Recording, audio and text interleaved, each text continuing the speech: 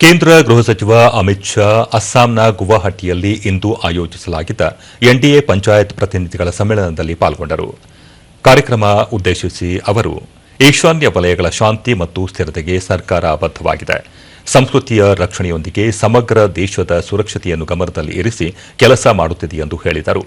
ವಿದೇಶಗಳಿಂದ ಒಳ ನುಸುಳುವವರ ವಿರುದ್ಧ ಕ್ರಮ ಕೈಗೊಳ್ಳುವುದು ಅಗತ್ಯವಾಗಿದ್ದು, ದೇಶದ ಸುರಕ್ಷತೆಯೊಂದಿಗೆ ಯಾವುದೇ ರಾಜಿ ಮಾಡಿಕೊಳ್ಳುವುದಿಲ್ಲ. ಪಂಚಾಯಿತಿ ಪ್ರತಿನಿಧಿಗಳು ಕೇಂದ್ರ ಸರ್ಕಾರದ ಯೋಜನೆಗಳನ್ನು ಜನರಿಗೆ ತಲುಪಿಸಲು ಸಕ್ರಿಯವಾಗಿ ಕಾರ್ಯನಿರ್ವಹಿಸಬೇಕು ಎಂದರು. ಇದಕ್ಕೂ ಮುನ್ನ ಸಚಿವ ಅಮಿತ್ ಶಾ ರಾಜಭವನದ ಬ್ರಹ್ಮಪುತ್ರ ವಿಭಾಗದ ಉದ್ಘಾಟನಾ ಕಾರ್ಯಕ್ರಮದಲ್ಲಿ ಪಾಲ್ಗೊಂಡರು.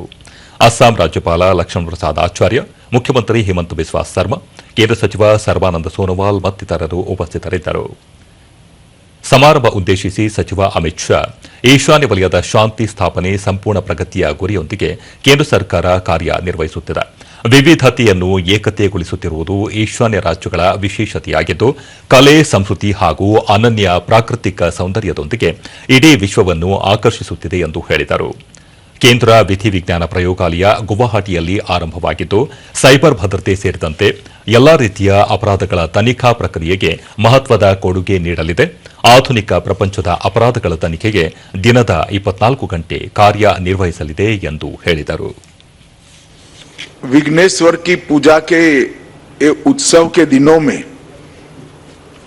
आज असम राज्यपाल परिसर में ब्रह्मपुत्र विंग, जो आज से कुछ क्षणों बाद ही असम के राज्यपाल का अधिकृत निवास बनेगा, इसका उद्घाटन न केवल राज्यपाल महोदय, मुख्यमंत्री महोदय, पूरे असम की जनता के लिए श्री गणेश के आशीर्वाद के साथ ही शुरू हो रहा है.